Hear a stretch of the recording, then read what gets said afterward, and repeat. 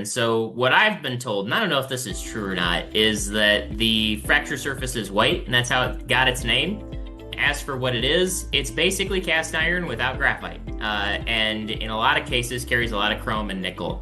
So the original discovery dates back to the early 1900s when someone discovered that if they added nickel and chrome to cast gray iron and they didn't inoculate it, that they would get super high hardness and a whole lot of carbides. And are there different grades, chemistries of white iron? Yeah, there's all kinds of them. So pretty much the main 7 are covered in ASTM A532. That covers the Nyhard alloys. Nyhard used to be trademarked. I believe the trademark has expired now because ASTM is using it.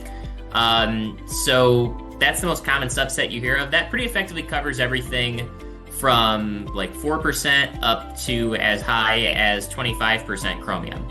And some of the Nyhard alloys, where it actually gets its name, is from the discovery that adding nickel, specifically nickel and chromium, to cast iron increased the hardness. So that's where Nyhard comes from. So something that a lot of people don't touch on is that 3 of the 7 grades of Nyhard covered by A532 actually have more nickel than they do chromium. So white iron has one use, and that is to be wear resistant against abrasive wear of things like minerals, limestone, things of that nature.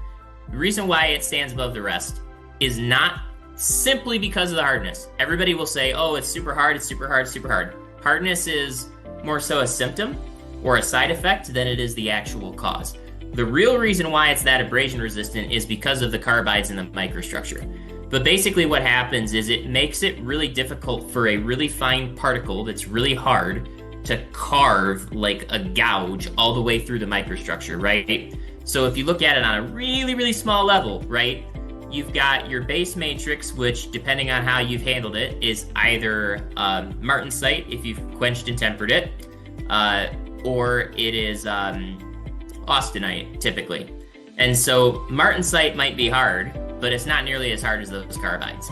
And basically, so because there's not a continuous amount of austenite or martensite for that gouge to go across, it hits this carbide, and the situation that you're in is that carbide a lot of times will have over 1,000 Vickers hardness, which is harder than some of the minerals and things that are abrasing white iron. So it either has to break that carbide, which is not easy, or it has to chip it out and remove it, which is not easy, but these things do happen over time. Primarily what that does is it buys you time. It buys you time before you can wear out significant portions of the microstructure. So the wear happens in basically pieces, right? And it slows down the general rate. So typically the people who should be using white iron are those who have abrasion-resistant applications.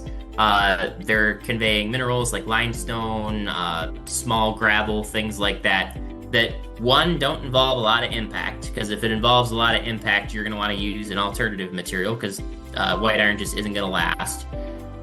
2, you don't want metal-on-metal wear. Nyhard does not do, or white iron does not do well in metal-on-metal wear. And that's pretty much the gambit of it.